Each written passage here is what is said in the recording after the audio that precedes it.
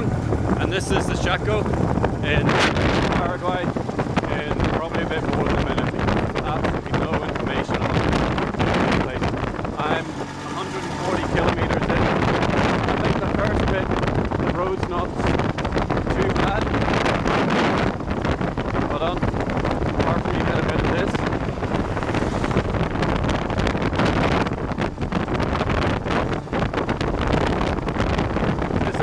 Benefit of adventure motorcyclists, because when I went onto the website, the hub, I think it's also known as New Horizon, to get information about it, everybody's on Route 9.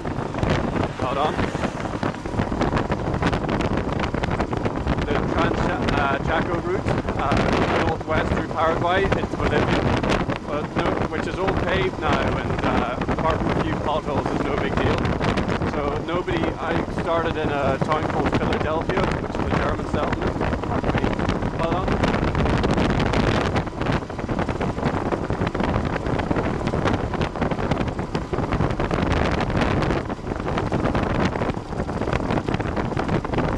One good rest of it. The first 3 vehicles I've seen in about 2 hours. But nobody seems to have gone north from Philadelphia into the Chaco, into the several national parks and so on. So nobody seemed to know anything about it, so I thought I'd check it out.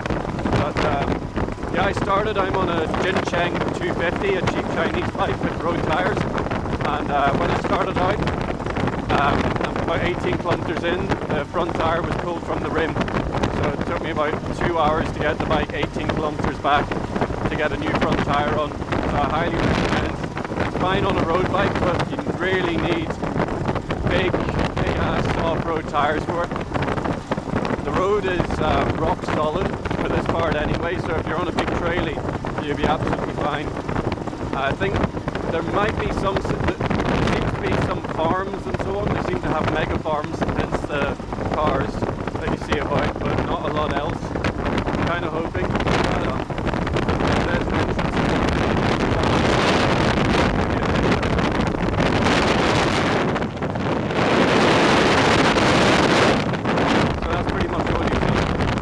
I have seen I think there's maybe a small bit of civilization called Belron, because I've seen a few pickups pass with seem to have supplies on the back.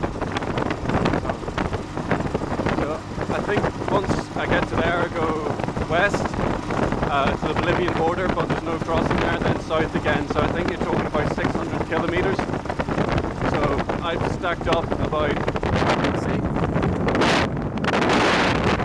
I'm not sure if there's any shops or anything up here, so I'm pretty sure there's definitely no gasoline station, so I've had to put, about 25 litres of gasoline on the back, because even when I get to the Bolivian border, I'm not sure how far I'm going to have to go before I see another gasoline station.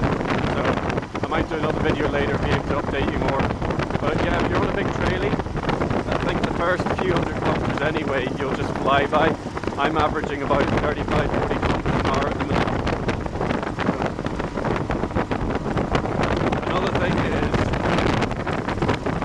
Problems I had in the morning. Philadelphia is not a particularly nice town, so I didn't really want to stay in it another night, so I left a bit late and I had to camp. Camping wasn't too bad.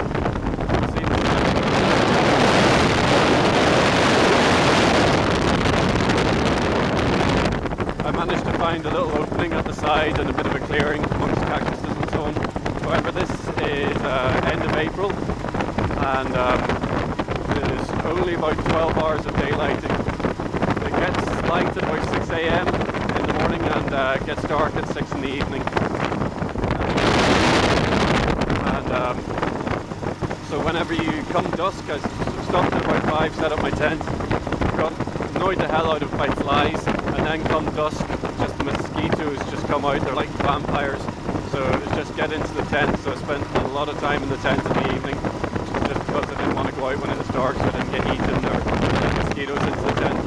But it's easy enough to get up to the national park in one day if you leave early enough, or you have a decent bike.